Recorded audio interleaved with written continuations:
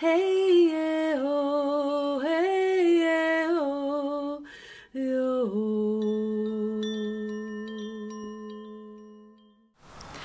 Bonjour, je suis très heureuse de vous retrouver pour cette nouvelle vidéo des énergies de la semaine avec ces énergies du taureau qui commencent à s'installer progressivement. Donc je suis au pied de mon arbre, quoi de mieux pour ancrer, incarner, se mettre en contact avec la terre. On est très fortement touché par la terre en ce moment, hein. On va recevoir un trigone entre Vénus et Mars. Alors on est toujours très content quand on voit dans le ciel une semaine avec un aspect aussi doux qu'un trigone entre Vénus et Mars, entre le masculin Mars et Vénus le féminin, qui nous parle bien évidemment d'un réaccord à l'intérieur de nous, mais bien entendu d'une harmonisation dans nos relations. Et là, ça se trouve dans les signes de terre. Donc on met l'accent, on met vraiment le doigt sur l'idée des relations durables, des relations authentiques. Qu'est-ce qu'on va construire sur le long terme? Le Capricorne qui reçoit donc Mars, et en plus Mars vient tout juste de faire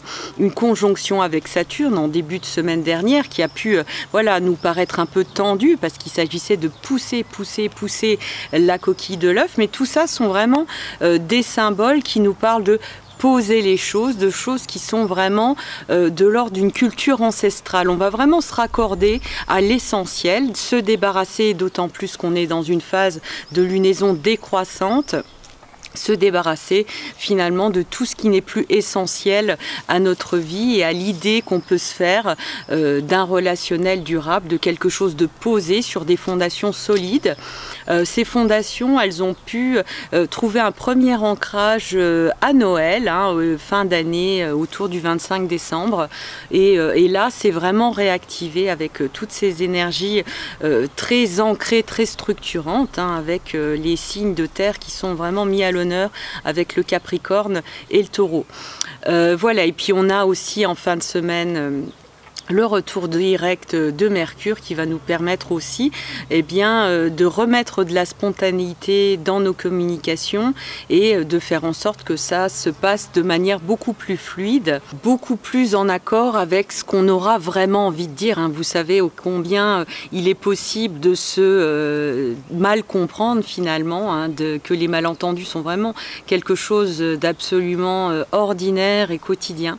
Et donc le travail sur Mercure, c'est là qu'il va vraiment pouvoir porter ses fruits pour refluidifier cette communication qui va pouvoir de mieux en mieux passer par c'était ça qu'on avait vraiment envie de dire, et c'est ça, et c'est ce message-là qui passe. Donc ça, c'est vraiment quelque chose de très important, parce que c'est la base, finalement, le malentendu est souvent la base de tous les conflits, parce que quand on est vraiment relié au cœur de qui on est tous autant qu'on est, bien finalement, il n'y a aucune raison qu'il y ait de conflit quand la communication passe bien. Et donc ce retour direct de Mercure nous permet de fluidifier cette communication, de nous reconnecter à ce qu'on avait vraiment envie de dire et ce qui part du cœur de soi, sans qu'il y ait de friction, sans qu'il y ait d'irritation. Et ça passe vraiment par un ressenti très profond, c'est-à-dire qu'à partir du moment où on sent en soi une irritation, eh bien l'irritation, elle sera bien évidemment aussi perceptible chez l'autre. Et donc c'est ça qu'on travaille à chaque rétrogradation de Mercure. Donc Mercure redevient direct le 15 et juste après on va avoir quelque chose de vraiment intéressant dans le ciel. Chiron rentre à nouveau en Bélier, donc c'est un cycle de 50 ans qu'on relie souvent à la crise de la cinquantaine, ou au passage, ou au bonheur de se retrouver vraiment connecté à son guérisseur intérieur à la cinquantaine. C'est un cycle vraiment de 50 ans, donc quand il rentre à nouveau dans un cycle qu'il n'a pas visité depuis 50 ans, c'est évidemment un événement majeur qui peut nous reconnecter à certaines blessures, mais qui est évidemment une grande occasion de nous connecter à notre guérisseur intérieur, à notre spontanéité, à notre côté médium, parce qu'il ne faut pas oublier que le Bélier est vraiment relié à notre intuition, il s'est relié à la tête, et donc ce guérisseur va nous amener des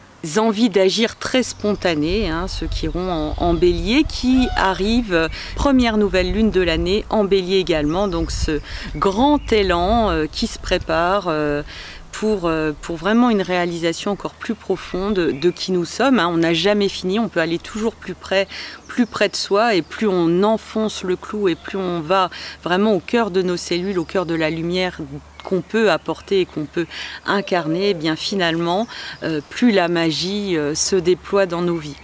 Donc voilà une belle semaine avec ce trigone Mars-Vénus, nous reliant à notre envie de relation durable, je dirais, une relation à nous-mêmes durable également, le retour direct de Mercure, et puis une préparation, on voit de loin arriver la semaine prochaine cette entrée de Chiron en Bélier juste avant la nouvelle lune. Je vous embrasse, je vous dis à la semaine prochaine.